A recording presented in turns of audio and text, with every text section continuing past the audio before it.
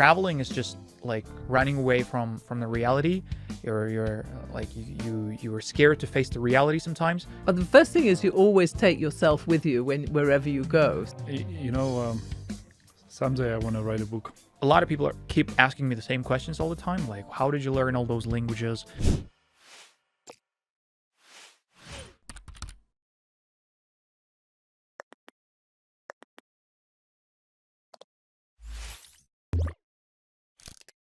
Hey guys, everyone, welcome back. This is Jetil podcast again.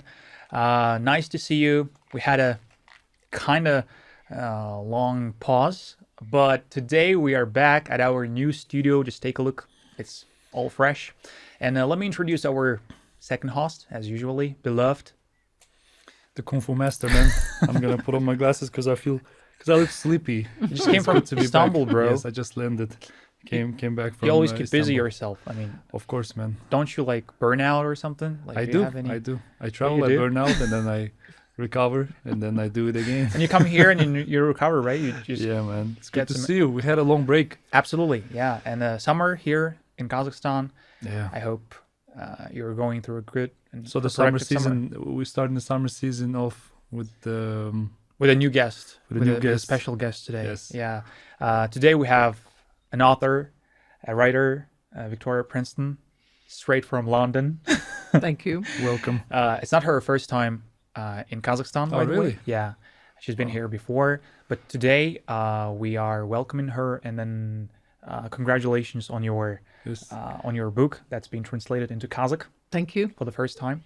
Thank you for the time. It's good to have you here. Yeah. And welcome. shout out to our friends from Mazmundama who have collaborated with us, helped us to invite Victoria Preston here today at our podcast. It's our pleasure. Great. Thank you very much for having me. This is the book. Yeah. It's called The Talisman of Tomyris. Talisman of Tomyris. Yeah. I think you'd say Tomiris here. Tomyris. Yeah. And the book is available in English, and a Kazakh friend of mine told me, well, Tomyris is an important character in Kazakh history and Kazakh folklore, and it's a book for young readers. Why don't we find a way to bring it to Kazakh young readers? Absolutely, that was a great idea. Yeah, she's an important figure. Absolutely, and there are a lot of things that we're unaware still about our the historical character.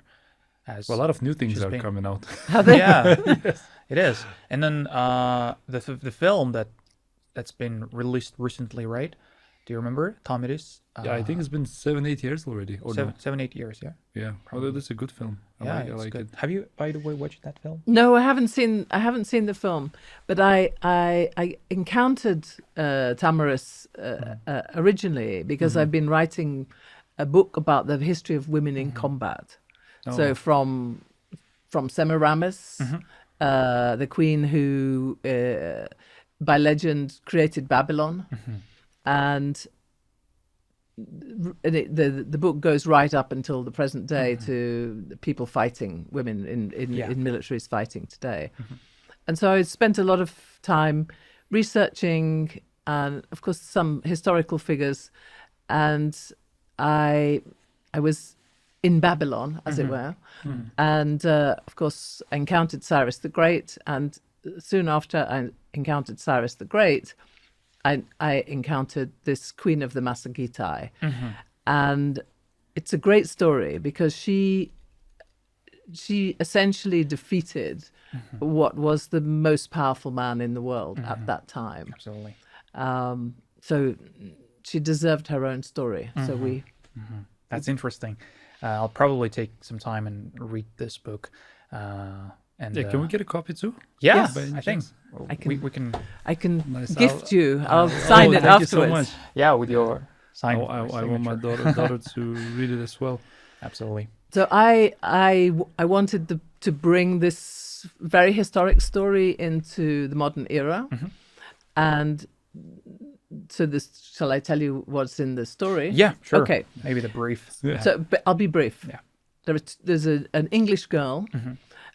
She goes to stay with her great grandmother, in the English countryside, and she's out riding one day with her friend, and they encounter a schoolgirl hiding in a tree in the woods. And this schoolgirl is a Kazakh girl. Wow. Yeah, she's a Kazakh kid who is at boarding school in England. Her father is a Kazakh archaeologist, and it turns out that the archaeology team have found what they believe to be the kurgan that contains the tomb of Tomyris. And that's the beginning of the adventure for these kids. Wow. Of course, having found this golden talisman, very important to Kazakh history. The Persian, the baddie he's not really a baddie, but he's a Persian guy who wants to take the item for his collection. So the English and the Kazakh kids have a great adventure. That's in amazing. which they're trying to save the talisman from being stolen. That's something unique, right? Yeah, something unique. I think the reader would be pleased, and then the Kazakh reader would be pleased to see the Kazakh characters, the originally Kazakh characters, and then it's something new, I guess, to our reader. Yeah. Someday I want to write a book Okay. that nobody's gonna read. What's your book about, Aidos? I don't know. I'll start writing once I finish traveling the world. Once I see every corner of the world, and then I'm actually I've done writing a book. Yeah, you've been writing. I'll be releasing soon in September. What are you and October. writing about? I'm writing about my personal journey learning languages. So it's going to be called the Secrets of Polyglot. Oh, okay. So Wow. I'm planning to release it in Kazakh first, and then maybe I'll do the translation in Russian, and then maybe in English. So then it has really about... gonna give out secrets or no? Yeah. Help us, please help Probably, us. yeah, sure. Because a lot of people keep asking me the same questions all the time, like how did you learn all those languages? Yeah. What kind of methods do you use? What's your personal method, and so on and so forth. But then we're all individuals. We all have different preferences. We all have different approaches towards getting information and also providing information. So I guess since we're all different, we all need different methods and different approaches. So I tried to touch upon all those methods that I used during my journey while studying languages. So, and not only, something formal, but also something entertaining. For example, when I used to live in Japan, the reason I started learning Spanish was interesting enough because the people... Excuse me, but who else learns Spanish while they're learning in Japan? I learned Turkish in China. Did you? It is like 100%. Yeah. So you story is guys are quite similar. strange, right? Yes, very strange. That's why we found each other. I don't think he's gonna give out any secrets in his book because I call him the evil genius. And then on our podcast, why do I wear glasses, the dark glasses? Because I usually play the bad cop. He's the good cop. He gets all the good credit because I try to because we have different generations of guests. They come and then we try to make Hard it talk. make it chill as possible. Like a really friendly environment. So sometimes I can even curse on our podcast, and he never does. And then everybody thinks he's the good guy. Yeah, he's the good guy. He looks like the good guy, doesn't he? That's why I call him the evil genius. He's probably going to sell a lot of books and not going to give out any secrets. And then he say, the most important secret, I kept it in my online book. Go ahead and download. Probably something like that. Yeah. If you want to purchase some personal approach. But how does someone, how long have you been writing? So my books? professional background is in communications. Okay. So I have a whole lifetime of advising companies and governments around how to communicate. Okay. Quite often helping them when they want to change their reputation, or they want to, in the words of that very famous American book from the last century, How to Make Friends and Influence People. Oh yeah, I like it. So I've helped work with a lot of companies. I spent a lot of time working with the oil industry. And that's what brought me to Kazakhstan. I worked with a company that had assets in Kazakhstan, and they wanted to set up an internship program for young people, and I came here to help them set that program up. That's great. Wow. Yeah. Victoria, I'd like to talk about your first book that you Yes. released, which is We Are Pilgrims. And My eldest child, I think of it like my Wow, first book. That's of course. something that if I'll write something, it is gonna be about. It's gonna be about finding yourself. Finding yourself. Yeah. Because that's the Spiritual book. growth. Yeah, that's the book. When I was searching for it on Amazon Yeah. and then on Google, I think that it says that We Are Pilgrims, the journey of finding yourself, right? Yes, journeys in search of ourselves. Yes. Journey in search of Wow, ourselves. that's my favorite topic. Really. Yeah, that's it. And then I have a question about your first book is how did you what made you write this book? I mean, why did Okay. you start? I mean, working in the oil industry and then you became an author. So like you guys, I've done a lot of traveling with work, and I've been to a lot of places. And typically you get to see a little bit of a country, not much when you're traveling because for work, you're very, very busy. That's right. But I'd visited many important shrines, let's say, because your hosts always want to show you, like here, the Ascension Cathedral or, these kinds of places. Anyway, I'd been living and working in Canada, and with my husband, we came back to London, and I said, what should we do now? We're back. How can we restart our life in coming back home? Sorry, but how old was you at the time? Were you at the time? I can't tell you how old I was, but it was about 15 years ago. Oh, all right. 15 years ago. Okay. Do the math, you can figure it out. Yeah. And he said, okay, well then why don't we go on a pilgrimage? I said, why would we do that? We're not religious. We're not great walkers. It's not our thing. And I thought, why is that the go-to answer when we're looking for something to change our life in some way, to make some kind of transition? Why is a pilgrimage so helpful? And that's how I started. I thought, well, I'm going to find out. And so I started looking at why other people do it and what's going on there. And I thought, well, what is the earliest example? Like, when did we start doing this? Of course, you say you're writing a book on pilgrimage and people say, oh, do you mean the Hajj or do you mean Our Lady of Guadalupe? Or do you mean Jerusalem? What do you mean? Or Santiago de Compostela? I said, no, I mean all of it, like every bit of it. Anyway, finally, I traced it back, and I arrived in Turkey, in Göbekli Tepe, which is a big archaeological site there. And what was interesting about that, the information about that place, is people came there collectively to hunt animals, even though the rest of the year they were fighting. So when the animals came in big herds, they stopped competing for resources and collaborated.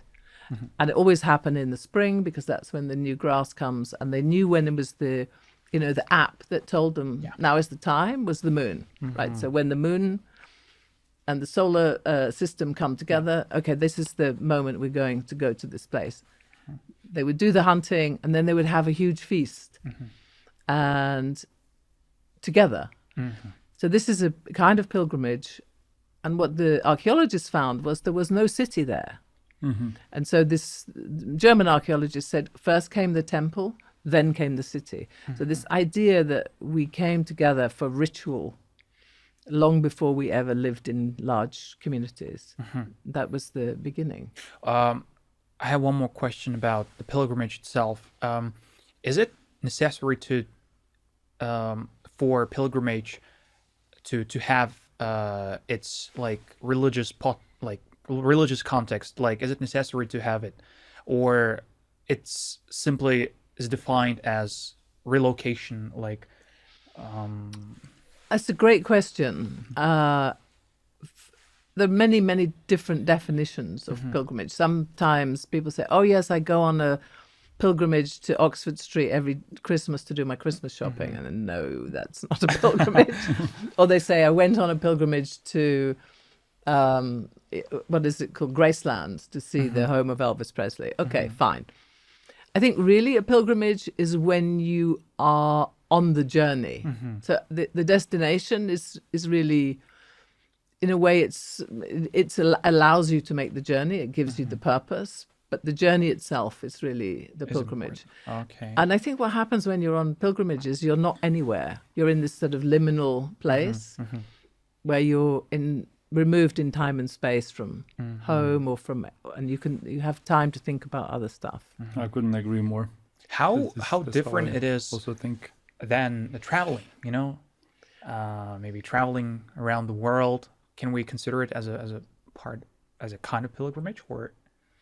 I think it's all about intention, right? So you can say, well, I'm going to make a journey from, Istanbul to Ankara. I'm going to walk. There's no shrine particularly in Ankara, but I'm doing it with the intention of taking myself out of my normal daily life. And so it's about the intention, not just, it's not a kind of prescribed route. Yeah. So the intention you put into this definition of pilgrimage itself, right? Yeah, into your own journey. So when you set out, what is my intention? Am I sightseeing in Jerusalem or Rome? Am I just going to take selfies in Rome? Or am I allowing myself the time for a consideration of... Well, then I've been on a pilgrimage for the past few years then. Have you? I keep pissing off religious people all the time. I don't want to. I don't have that intention, but I keep when I want to start this spiritual subject, I want to discuss this. Sometimes the religious friends of mine or people that sit at the table, I keep pissing them off, and now I stopped doing that. I don't piss them off. I just leave it. I agree to disagree. So when I was a student, which was a long time ago, I was very happy. I was an art student back then, and I was having a great time, and I had a great set of friends, and I had a great routine, a lot of fun, a lot of going out to dancing and thinking of having new ideas and discussions. And I really thought, I was like 20 years old, and I thought, there has to be something outside my comfort zone here. That's how you wake up. Yeah. The first days. And so I persuaded a friend of mine that we should try and hitchhike to Afghanistan from the UK. And of course we were very innocent kids, really.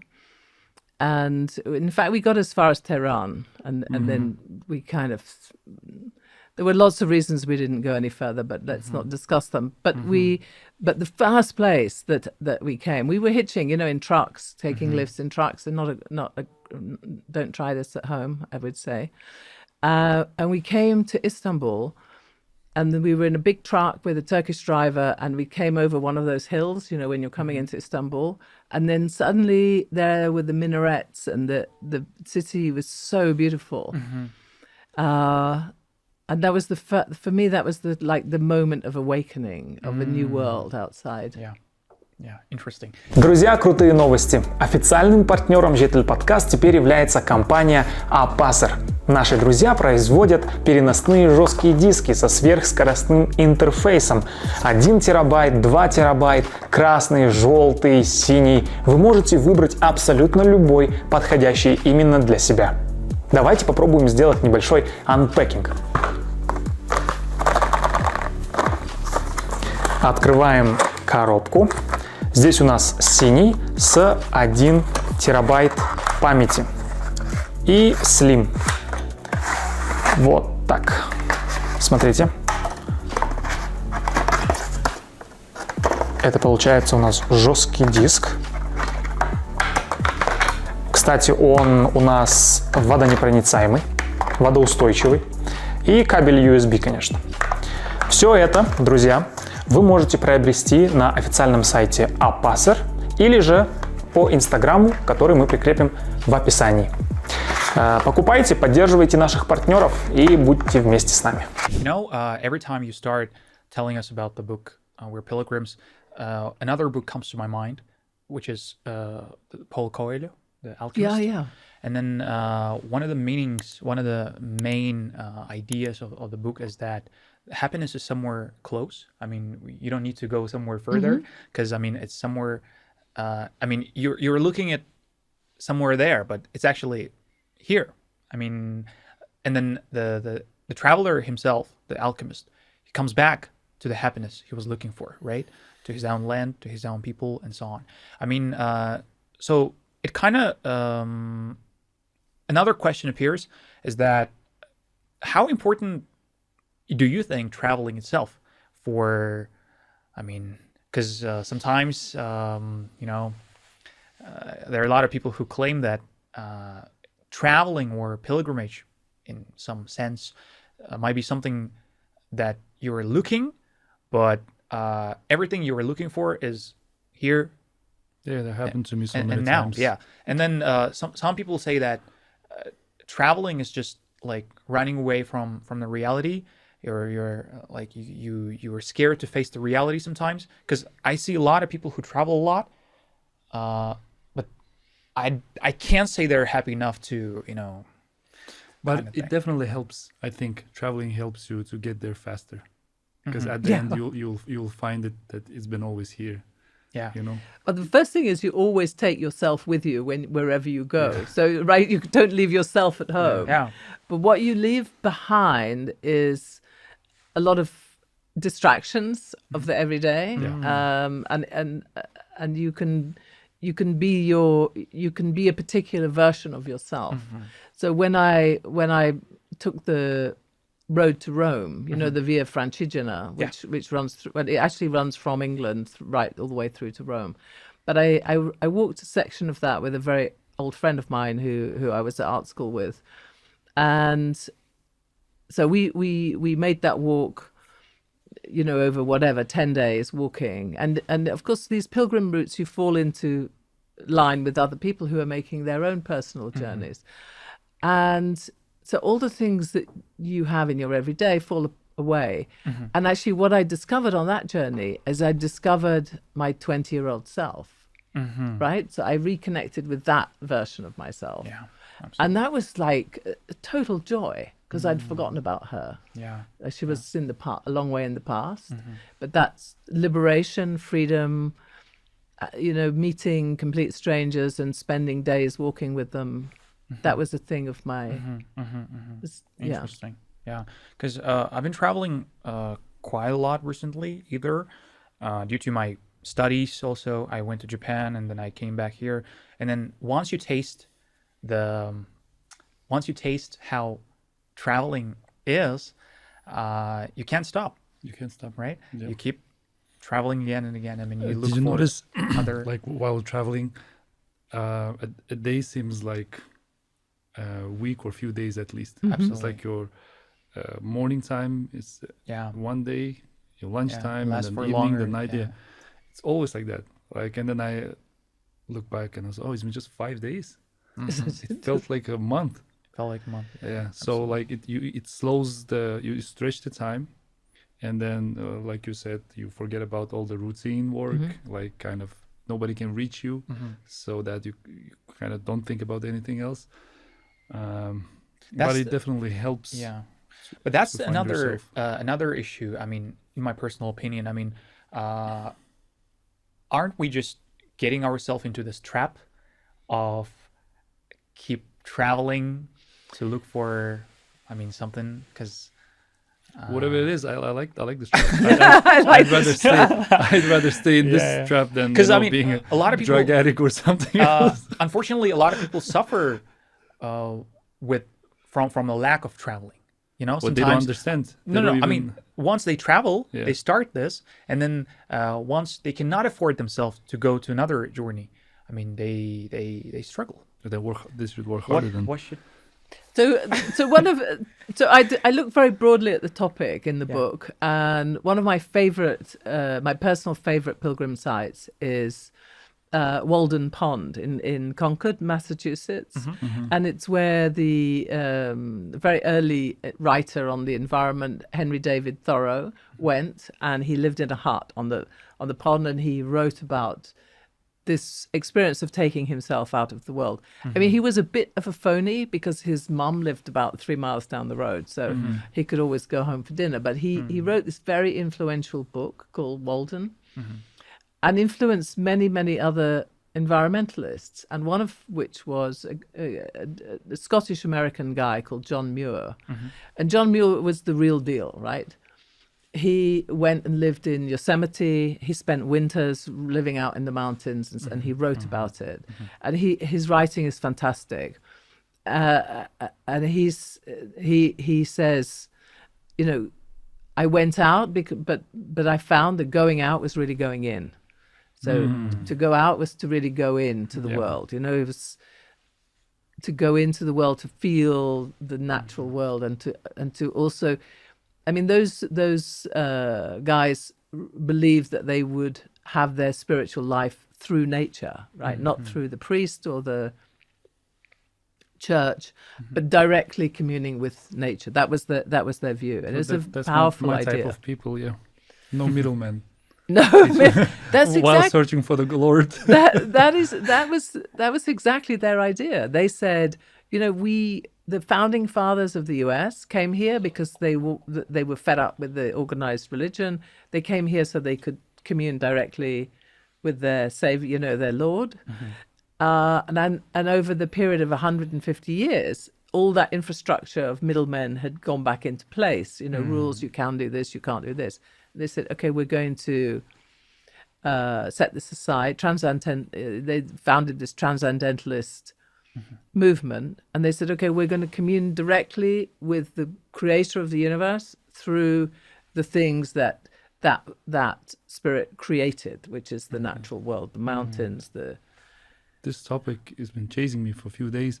Yesterday, after I finished my work in Istanbul, and I met a new friend of mine, and we were sitting and talking about this like interesting topic. Because, and then he also said the same thing, like he likes to take care of the nature, the environment, like the animals. You know, Turkey is very famous for taking care of the stray dogs and cats, and they're like fat and happy. Everybody feeding them. Fat. Yeah.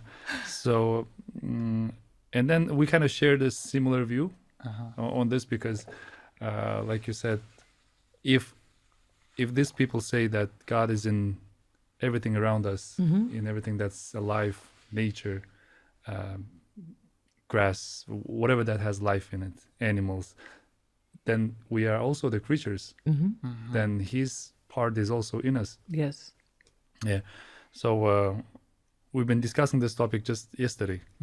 Gosh. Yeah. And then didn't expect this podcast conversation. So this conversation like today, the last thing I was expecting.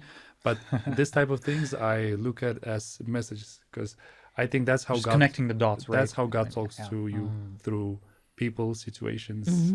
Sometimes you hear things, sometimes you see things, some text appear out of nowhere. And then on the way back, I saw a post on Instagram. I forgot who wrote it, but it was written, "The more I know God," but it was definitely a Sufist.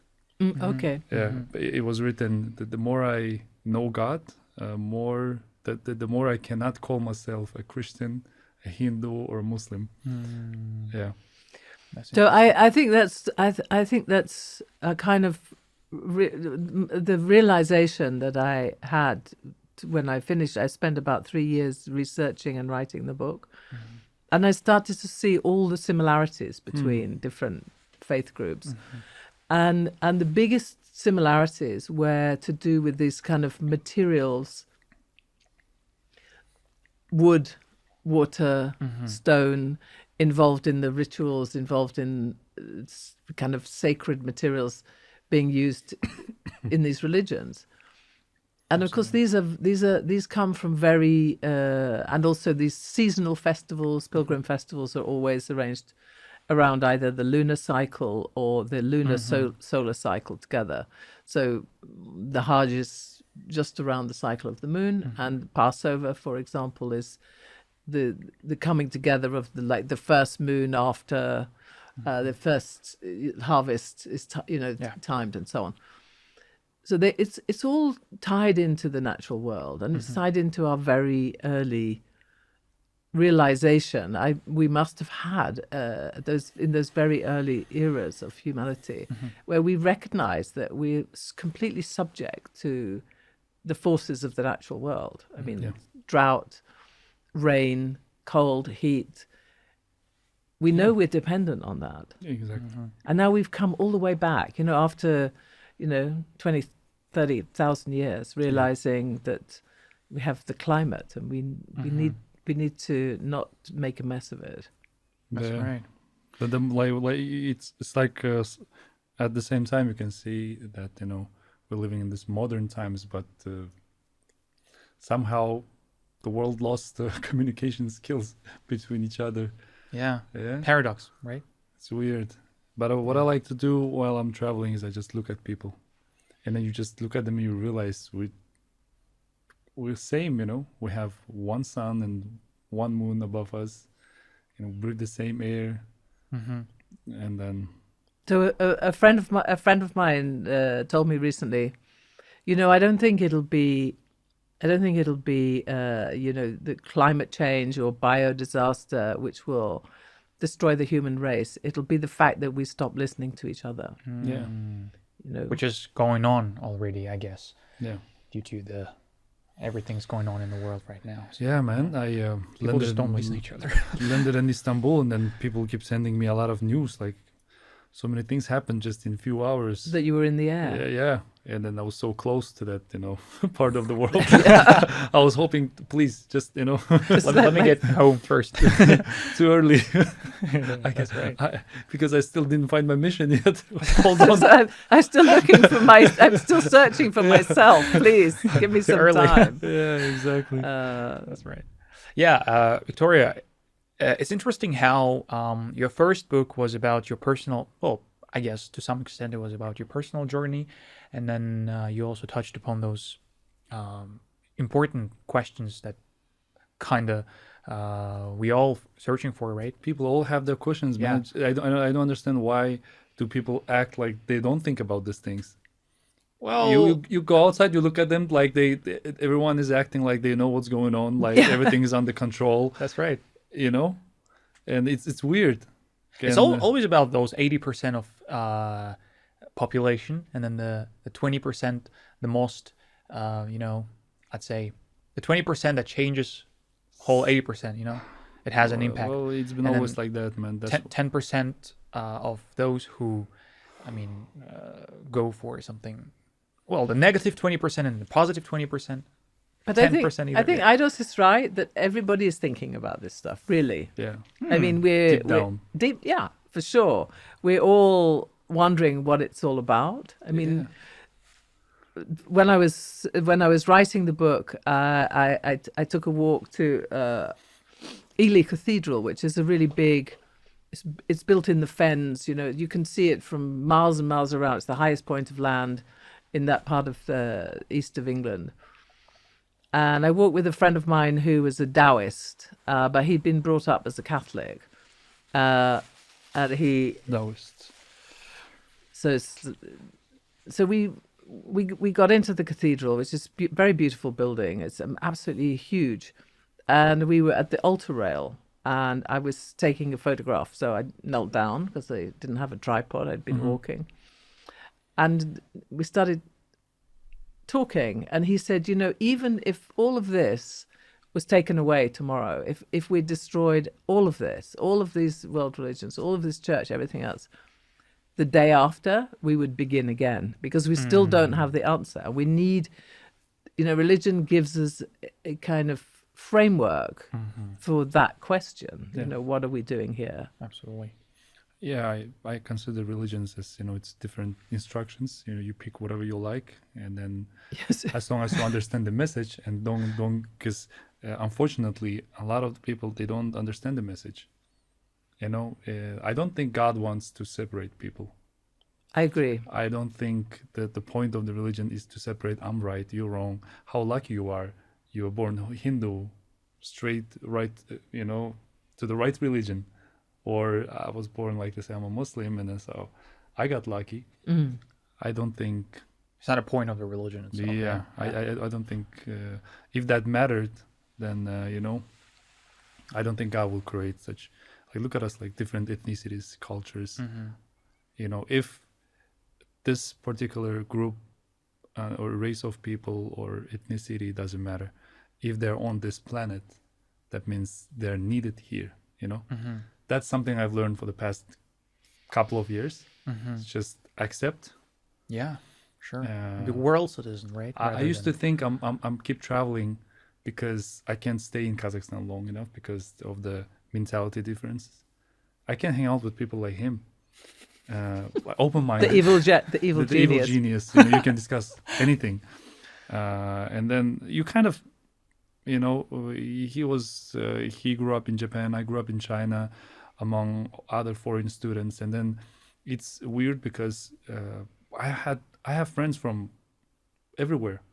And then how can I hate them? How can I, it's, I can't say, you go to Europe, you see this old man just sitting, having his wine, looking, you can see he has beautiful eyes. Through his eyes, you can see he has beautiful soul.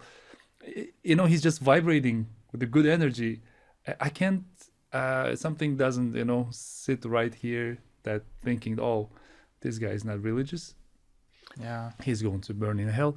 That's, that's not how I think. So at the end of my book, I have a section which looks at how astronauts see the planet, because these are the guys who've been outside, right? Yeah. They've left the planet, they've been on the big journey, and they've come back, but they've seen, the blue marble in space, and there's some really great descriptions about how fragile the atmosphere is, like a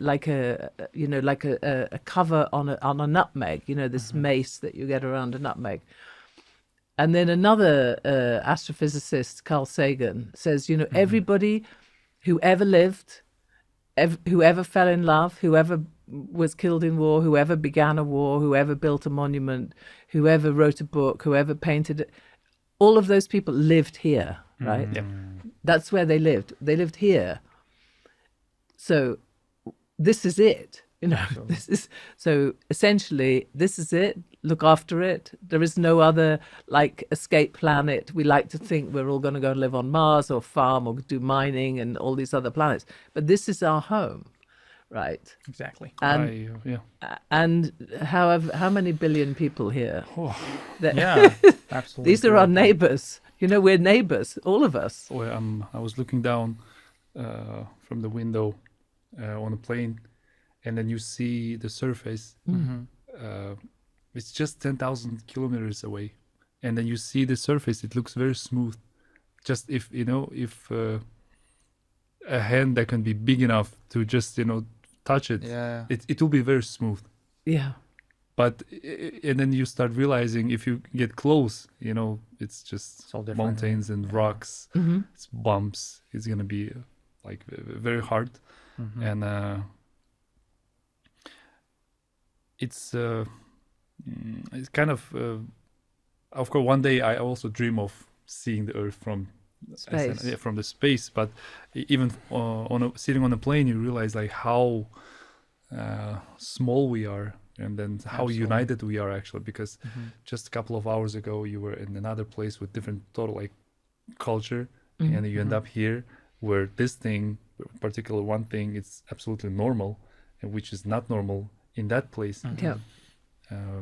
And a week ago I came back from Europe, and I was on a ferry from Barcelona to Ibiza. Okay, nice. And I went outside. He's living the dream. Yeah. I went outside. It's dark, and the ferry just nothing's around. And then you on open ocean, and only moon that is it makes everything visible. Do you know how scared? I've never been so scared of the ocean. Like I can look at it and it's so beautiful and it's so scary, At the same time. and it's nothing. It's so easy just to swallow this ferry. You know. Yeah.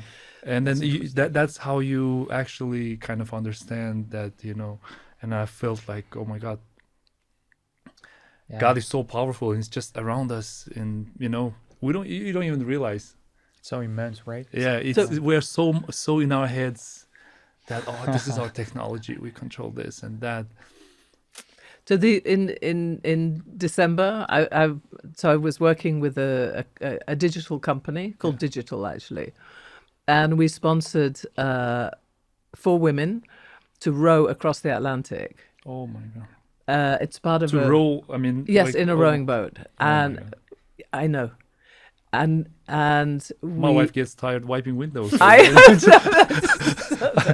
Rowing across the Atlantic. So it was part of a race. There were about 40 boats altogether. Some of them were solo, right? Some people, one woman rowed it on her own. But we sponsored this team of 4 army women. The first time the British Army put up a team of women to row across in this race, and at the same year the Navy put up a team of 4 women to. They could have just used transgender women. They didn't. No. Anyway, I'm sorry. I didn't mean so I loved our team. They were the most fantastic women, and they had a skipper, Imogen, who was great. She was and she really helped, because it's a big psychological thing. Imagine it takes about 45 days, and all you're doing, you row for 2 hours. And then you have 2 hours off. Yeah, feel it, bro. So they go in pairs, right? They have 2 hours off, and in that 2 hours you have to sleep, you have to wash, you have to eat, you have to do the technology for the radio and all of these things, and then you're back to work 2 hours. And they did that for 45 days, and all your food is freeze-dried, right? Are they still friends after that? Or? Yes, they are. Usually, but they were amazing, and I said, well, what was the scariest thing that happened to you? Yeah. They said in the middle of the night, they saw a huge ship, like an oil tanker, coming on the straight for them. But because they're a tiny rowing boat, they can't move very quickly. And they were sending out their emergency signals to the boat, SOS, SOS.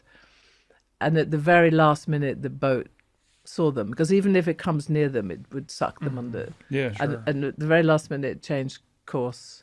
Wow, and it was like, I said, would you do that again? No, we're not doing it again.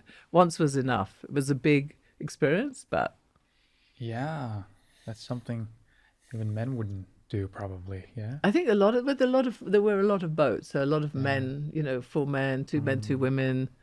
A lot of people do a lot of things, man. That is definitely not for me. yeah. So I think I'm with you.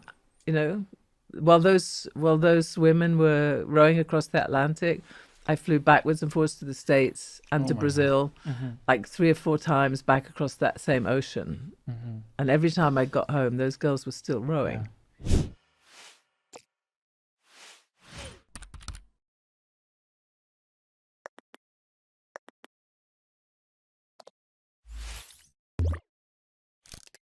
Victoria, it's interesting to see how, you are doing this great job on supporting women, and then I think in what they do, right? And then the book of Tomiris, I think somehow connected to what you do. Where this passion came from? Why did you? I'm female. Well, that's another thing. Yeah, of course. But then, what exactly made you doing this? Like, why did you decide to? I'm saying about, since your first book is about pilgrimage, and then you started touching upon the topic of feminism, maybe showing powerful women. Okay. Yeah. What was the trigger? Okay. So the trigger, quite an apt word, as it turns out. So I told you my background is in communications, and a few years ago,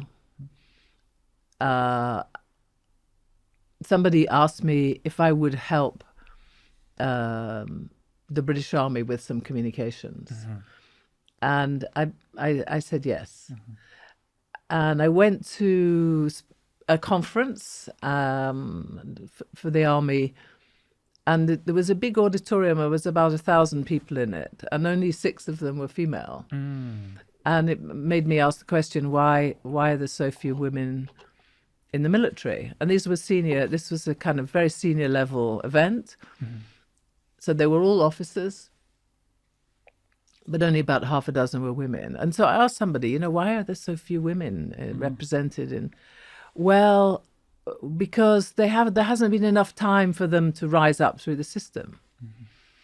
And then I discovered Semiramis. It's like 3,000 years ago. She was scaling the battlements of a city in Afghanistan and leading an army and galloping across the plains. And so actually I thought women actually have been doing this for quite a long time. Yeah. So let's find out some other great women that have been really fighting in wars. Of course, women have always been on the battlefield as nurses or, helping out, cooks, for example, prostitutes, obviously, but women actual fighters. So I set out to find out the women. So my book is with a publisher right now. It's not published. It's called Why Women Fight in Wars. That's amazing. That's nice. But did you know it's very normal for us? We had a lot of Kazakh women at war, fighting alongside with men. Really? World War II. I think it's another issue for you to discover, for you to explore. We have Kazakhs been raising their daughters like boys, dressed up as boys with their hairstyle for a long time. I have to find out about this. Yeah, we even the Second World War. We had pilots, legendary pilots, snipers. So actually, Kazakh, it's very normal. Our culture actually I think, embraces women. Yeah, and we're trying to get it back. Empower, I'd say the agenda nowadays in Kazakh society. We have this traditional game, khazku, when a girl she has on a horse. On a horse. Like it's kind of not even a race. She's gonna chase you. Yeah, a girl chases you and catches the guy on a horse, which is like a very it's not one of those easy sports. So we actually have this. So I think this book is a perfect I addition. need that. I definitely, because I do reference Kazakh women in the book, of course, Tomyris, but really this idea of Scythian groups where everybody had to fight, right? Everyone has to protect. But and I have actually got some Russian, First World War and Second World War Soviet women, but not specifically Kazakh. So I need to. I have time to fix that. Yeah, sure. Just ping me any ideas you have, and he should know a lot of people. Did you use AI to write your book? No, I didn't. How did you? Something came in my mind. I looked at his eyes. Something tells me this. Why do we call him evil genius? Why, like how? I always imagine writing a book is something that requires hard. time. It's quite hard. Well, it is. I cannot bro. even focus on my foot that long. I'm not even talking about writing a book. I guess I spent about 3 years looking for ideas for my book, because you're absolutely right. Nowadays, you can just write a book using AI tools or whatever. But then, you got to have a soul in your book, because the reader, he'll understand right there that I hope it's been because it's AI written with the help of AI. Fast. It's so scary. We have to, like you said, I don't know if any of this is true, because of the social media, and a lot of conspiracy theories everywhere. You see this type of information, so it's very confusing. I stopped looking at this altogether. But like you said, these astronauts, I think it will be so fun to come to that point of life when no longer, we'll have one passport that will be written Planet Earth. Interesting. Do you think that will ever happen? Do you think is It's like possible. Yeah, kind of. yeah, because looking at this wars, I don't think having a borders and all that stuff is gonna stop making sense very soon. I think it's a really interesting question, because the idea of nations with defined borders and so on is really a 19th century idea. Yeah, In our earlier times, we had kingdoms, and we had an elite running the kingdom, and then of course you have all the poor proletariat, making everything. Because the visas don't stop immigration. But are we going to go back to a kind of pre-medieval world in which we're going to have these elites that run their own territories and everybody else is outside of that? That's really one question. Yeah, I think it's all going to be ruled with the help of technology anyway, somehow, maybe, I don't know.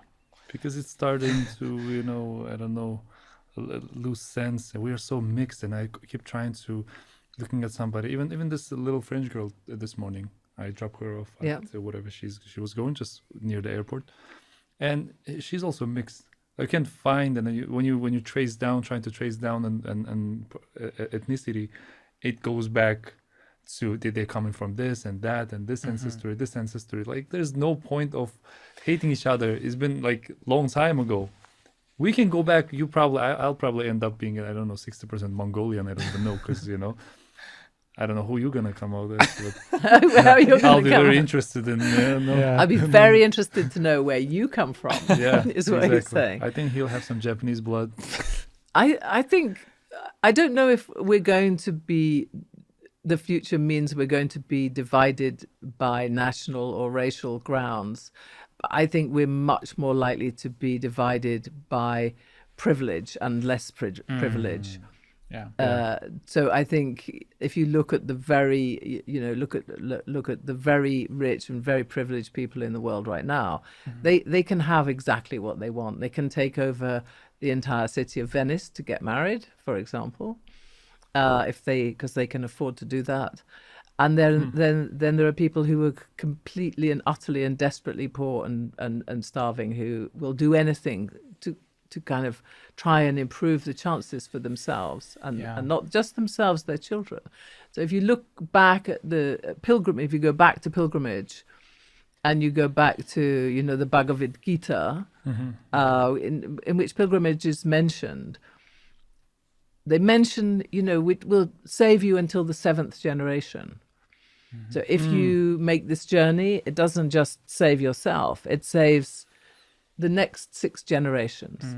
And the Christians took that up in the medieval era. And when they set off the Crusades, the Pope said, you come on the Crusades against the Arabs in Jerusalem, we're going to give you a ticket, not just for you, but for all your children, the next 6 generations. You're done. You're not going to hell. So, it's true. It's true. We have it in Kazakhstan. I've seen an advertisement came out. The guy been calling for pilgrimage, which costs $7,000 or something, and he said, "Get yourself a ticket to the heaven," that kind of thing. Yeah, you can buy yourself a place in heaven just for $7,000. Well, that's wow. That's a manipulation tool. In a Christian pilgrimage? No. That was I think that was a Muslim guy. Yeah. I think people are confused also in Islam, in Christianity, on all of religions. There are a bunch of people, 70-80% of them are confused and will defend or even die defending. And because a spiritual person, I follow some famous Islamic scholars, and you can see it that this guy understood the homework, he understood the task, and you can see a peace is coming out of him. You can see that he's a very peaceful guy, and he's on that level. And this is the person that understands, and you can see such people, also Christians, that it depends what messages they put out there. I think it's a level I of think consciousness. you kind of feel it. And for me, there are 2 types of people. There's one type that didn't use those instructions or books to talk to God, like through nature and whatever, like no middleman. You can also get there, but it's a hard way actually. It's not the easiest way. And there are people that got to God finally through religion, and both of them are right. Yeah. It's kind of all of them are right, but the problem is those people that never understood the task. We got a bunch of people fasting during Ramadan. They don't even know the point of fasting. They think it's about food. You know, God doesn't care about your what you eat or not. Do you pray or not? You know. So I met one of the places I went to research for the research of the book was the Kadisha Valley in Lebanon, where they have a lot of monasteries. And I met a guy in Lebanon called George Wilkes, who is a professor at Edinburgh University, and looks at how to resolve conflict between different religious groups. That's his kind of special area. And during COVID, when nobody in our country, nobody could move anywhere. We're not allowed to move around. George and I, he was in Edinburgh and I was in London, and we went on a virtual pilgrimage to Toledo in Spain. Virtual, yeah. Wow. So we Did each you guys had meditate or what? No, we did. We had two screens each. One of which had a Google Live view of Toledo. Here, and the other we were talking to each other on FaceTime. So we could navigate together through Google and George is very smart and very educated, and he knows Toledo very well. And he took me through the streets of Toledo and through the history of this place as a center for translation in the medieval world, where Arabic scholars, Greek scholars, Latin scholars, all coming together to translate texts from one language to another. Yep. So this would be great for you. I guess You should go on a virtual medieval pilgrimage to Toledo. That's amazing, yeah. And enormous harmony between these groups because they're translating, right? So they're sharing knowledge and sharing this. And we don't have a center like that right now, where we're sharing all of our faith, our ideas, our scientific ideas through that way. There's also something every time I'm in Europe, you see these cathedrals, there's something about them. Something tells me, I don't know, there's inside you look at it, it doesn't seem like it's been built by humans, because that precision, I don't know, that hard work. And I don't know, but I love the energy inside. I really like visiting cathedrals or temples or whatever. Like, doesn't matter what religion. So I have a friend who's a Sufi. He's a Turkish guy actually, Turkish guy. I like Sufis. And he said, oh well, I often go in London. I go into the cathedral because we have a big Catholic cathedral. I said, but you're a Sufi. Why do you go in there? He said, well, it's the home of God. So, when I want to talk to him, I go round to his house, basically. That's amazing. Where he is. That's how I often piss off people, and not on purpose. Me too. Like, 'cause people don't come here to party. You just go in there. It doesn't matter as long because the message will go to the same place. Yeah. It's like the post office. Yeah, right? It's like a post office. Exactly. That's how I treat these religious places. Oh God, but they're so beautiful, man. Cathedrals, you can just sit for hours and just look at them. Yeah. I also do the same thing. Well, they're a profound expression of so much creativity. Yeah. So I can remember being in there's a church in Quito which everything is covered with gold, and I went in there 30 years ago, and it made me very angry. And there was a very, very poor peasant woman sitting in the church. Look at this. These people are so poor, and this church is so wealthy. And what's happening? What's really going on here? And then, much, much later, I thought, actually, it's very democratic. Because you're not excluded. It's a place that you're not excluded. It doesn't matter if you're rich or poor. You can go and you can see the best expression of, painting, of music, of literature, and it's free. You just walk in. and anybody can go there. So I totally changed my mind about this. I stopped being cross about it. You look at those things and then you kind of realize it's like the world is turning into an IKEA. You know? Design was I hate minimalism. This minimalistic designs now, like the people.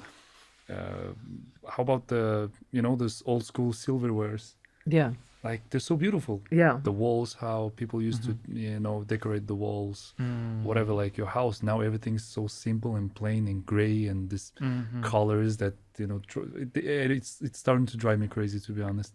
I want to bring back those times. We don't design, cause you look at our buildings. The modern building is just nothing, just glasses. You don't need a lot of brain to do that. Yeah. I think AI is related to that. So because AI is coming out with videos, AI can write symphonies. So that's right. So I have 2 children and 5 grandchildren, and in about 3 weeks they're all coming. We have a place in the country, and we're going to have a little festival in the garden. We're going to put up some tents and play some guitar and so on. And I told my kids, okay, I'm going to print some T-shirts for the festival as you're all coming. We're calling it Foggy Fest because we call our house Foggy Bottom. And my son Fred is a photographer, and he said, okay, when you're in Kazakhstan and you have time, just draw the design for the T-shirt and I'll get it printed. Because I told you I was once an artist. I thought, I'm really busy. I have a lot of reading to do. I'll just ask AI. So I went on ChatGPT. Wow. And I said, okay, design for the festival T-shirt called Foggy Fest. It should have this, this, and this. And ChatGPT gave me 3 designs in about 5 minutes. I sent them to my son. He was like, forget it. We're not having that. Like, I want a real design. Like, I want a real design. This is designed by ChatGPT. I can see it. Like, forget it. So. And now I try to stay. This time I went to Istanbul. I asked my partners in Istanbul to book me a hotel, preferably a very old one. In Taksim, a boutique one, like smaller the better. They booked me a perfect spot. Now I prefer this type of places. Yeah. In Italy, we stayed in San Remo. We stayed at a hotel, I think from 1945, after the Second World War. Wow. Like you can feel the energy, the age. Old style, yeah. Even those stairs you walk, up. That's they're good. so old, but I prefer that That's over. amazing. The mainstream minimalistic. I think he likes the new stuff. Yeah, I guess I. He's going to stop calling you the evil genius. Start calling you IKEA man. And then IKEA man. Exactly. I was traveling once in Japan, and I went to Kansai region, which is the Osaka and then Kyoto. Yeah. And Kyoto itself is like a historical place that you have to visit once you're in Japan. And then I did the same. I stayed in a hostel, which was a Japanese style hostel, like Japanese kind of house. And it was I want to try super that. unusual experience. It looks very uncomfortable, but I want to try. Right? The Japanese shoes that they wear, everything. And those Chinese emperors, do you remember how did they used to sit on this red wood, whatever chairs, like so uncomfortable? Yes. Why do people used to like make things so uncomfortable? I watched a movie, a very old movie. Oh, I watched on a plane, Bonnie and Clyde. The first version, I think from 1960 something. And they had no like this good roads infrastructure. But for some reason people always are dressed up like in such uncomfortable clothing, and they'll be doing all kind of wild things with dressed like that. Exactly. And then I look at it, I was like, why? Like, I don't know, humans are so strange. Now we just lazy, and we it's like minimum effort. you look at people at the airport, it's like they don't want to, you don't know who they are. They can be a millionaire guy with dirty shoes and sitting on the floor of an airport, and or a teenager. You'll never know. It's because like, they'll all be wearing stretch exactly, clothing, like whatever, like hoodies, oversized clothes, and all that stuff. That's interesting. Yeah.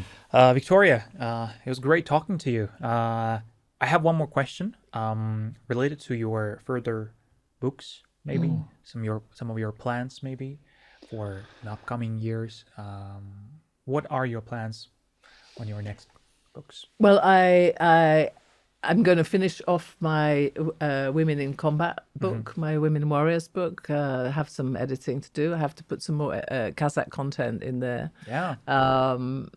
Thank you. That'd be great. That would be so nice. So that's the first thing. I've already written the next story for these kids, the next adventure. It's called, so the main character is called Paddy. It's a girl called Paddy. And it's called Paddy and the Kidnapped Kid. And it's the characters set out to rescue a Colombian boy who's been kidnapped. Who's Paddy? Paddy is she's the main character. She's the girl. She's a 13-year-old girl. And okay, I was thinking maybe she kidnapped. She's not the kidnapper. Okay. no, she's not the kidnapper.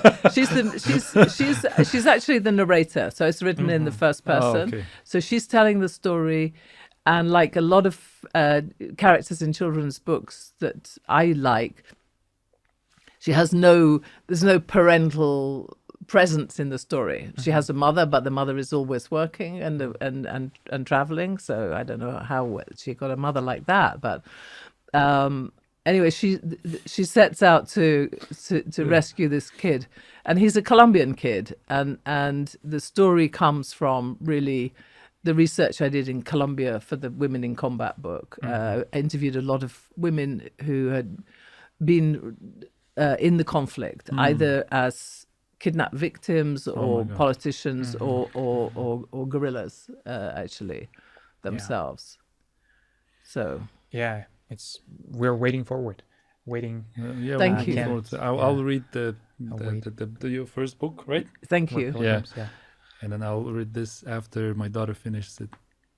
Yeah. I hope she enjoys it. How old is she? She's 9. Perfect. Yeah, Right? it's perfect age for that. That's nice. I was looking for something like this because we bought a few books about. Most of them are about girls. Like it's all about empowering. That's great. Yep. Yeah. Thank you, Victoria. Thanks so much for having me. It's so been much. brilliant. I love meeting you both. It was nice. Both the evil genius and the good guy, the spiritual guy over here who's traveling the world, looking, for the Lord, looking to understand the source of creation. That's great. Thank you so much. When I missed the flight, I went to the gym on Monday morning and I was praying. I was asking, please, God, can you please make me fly today? And then they text me, we found a flight this afternoon. Amazing. Can you go? I said, my things are packed. I said, okay, go. I paid the difference and then I left. Yesterday, when they dropped me off, I couldn't check in. They said, since you missed the flight, it was a round trip. So your ticket has been your spot has been sold because in the system it shows that you didn't take the flight. All right. And then I was like, what am I gonna do? It was like, well, you can fly business, which is $1,000 more, or after 2 days if you pay $200 now. And I was like, I don't know what to do. I text my partners again. There's some issues. And I went outside. I don't smoke, but I borrowed a cigarette and was thinking, I was like, God, can you? One more time. I need help. Just please. I want to go home today. Don't make me, spend I have money a podcast to shoot. I was like, I booked this place. I have this. And I'm like, but and then after finish off the cigarette, I said, okay, whatever happens, happens. But on the way in, I was keep praying. I was keep asking him. I think 5 minutes later, partner calls like, I sent you a new ticket. Please take a look. It should be okay. Wow. And then I went there. They said, but you will not have a seat. We'll figure something out. And then I'm at the boarding, just sitting. The guy said, please wait. And then they keep saying, dear passengers, if somebody volunteers to give up their seat, we'll pay you $600 and take you to a hotel. The next flight is tomorrow evening at 8 p.m. Wow. And there are people giving up their seats. For you. And then I had a spot and then I flew. That's amazing. Yeah. And I was not alone. I was like, I think 3 or 4 people had no seats. Can you imagine? And That's amazing. that's how things work, and that's how I was like, Yeah. oh my god, okay, you're There is here. a system Yeah. that we are unaware about. Yeah. And then since I went through all this hardship, and now finally I'm on a plane, I was thinking, or was it a message for me to stay? Too late. What if I'm like wrong? I shouldn't be on this flight probably. And then it's so packed, no like space. It's super packed. And then like they already gave up the business class seats for the like other like Yeah. regular economy passengers. And then I was like so scared, man. I was like, please. Don't crash. Yeah, don't crash. What if what if God tried to save me? Oh, I'm stupid enough to ask him to put me on this flight. Oh my god, I went through so many emotions, man. Oh Yeah. I wonder why I was so busy. Maybe everybody's thinking, let's go home. yeah. There's so much confusion out there. I was asking him to Can we to like postpone the postpone for like shooting? maybe Yeah. tomorrow, and then he told me also like, so your schedule is very tight as well. Well, Yeah. So yeah, thank you so everything much. is- Thank you It's so been much. so It's great. been- Thank you. It's yeah, been a so real, great. Thank it's you. been really a great conversation. It's been fun. Yeah, Thank you. guys, thank you for being with us. Watch our podcast on Jetil Kazakh. It was really great talking to you once again, Thank you for Victoria. having me. And see you soon We're back, in our next finally. episodes. Cheers. See you.